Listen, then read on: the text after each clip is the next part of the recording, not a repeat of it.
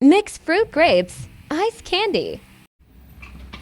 So, ayan guys, no, kumukulo na yung ating tubig, no. So, ayan, meron tayong 2.5 liters dyan guys na tubig. So, ngayon, ilalagay na natin yung ating mga ingredients. So, ayan guys, no, lagay na natin yung ating mixed fruit, yan, na grapes, at meron siyang raspberry, at saka yung ating salt. Ayan na, lagay na natin dyan guys.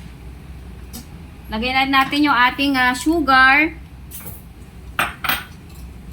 at yung ating milk, yan.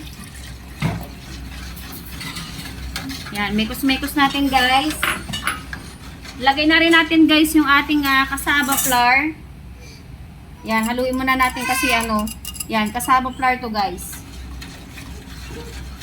So, ayan. Ipapakulo lang natin to guys at pag kumulo na, ayos na po yun. At ayan guys, no, kumukulo na yung ating mixed fruit na grapes, no. Yan, syempre, talaga namang ang bango dito sa ating kusina, no. So, okay na yan guys. Turn off na natin yung ating gas stove at syempre, palalamigin lamang natin yan bago natin ilalagay sa kanyang lagayan, no, yung plastic ice candy. At yan, guys, no, ang bango-bango dito. So, tamang-tama lang yung lapot niya, no. Yan. Tignan mo naman, oh. O, di ba? Saktong-sakto lang yan, guys. So, ayan, guys, no. Turn off na natin yung ating gas stove. Hello, guys. So, ayan, no. Tayo ay magagawa na naman ng ice candy. So, grape mixed fruit ang ating flavor ngayon. So, ayan guys, no, cool down na siya, malamig na siya. Kita mo naman, ayan, grapes na grapes ang kulay. At syempre, itong ating mga kailangan na naman, panukat, at syempre ito, napaka-importante, at ang plastic ng ating ice candy.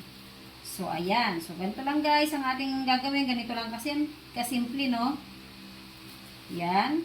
Kuha lang tayo dito. Yan, isang ganyan. At ibalot na natin.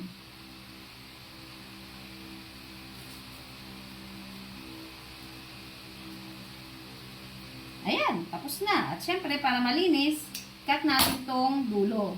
So, ayan, nakagawa na tayo kaagad. So, ayan guys, gagawin lamang natin lahat yan. Ito, tatapusin natin to at mamaya papakita natin yung ating mga nagawa. At so, ayan guys, no, natapos na din natin ang pag-repack ng ating ice candy. So, ilagay lamang natin yan sa freezer at bukas na bukas ay okay na yan, matigas na yan. Meron na tayong panghimagas at pangtinda. So, ayan lamang guys. Thank you for watching and bye-bye!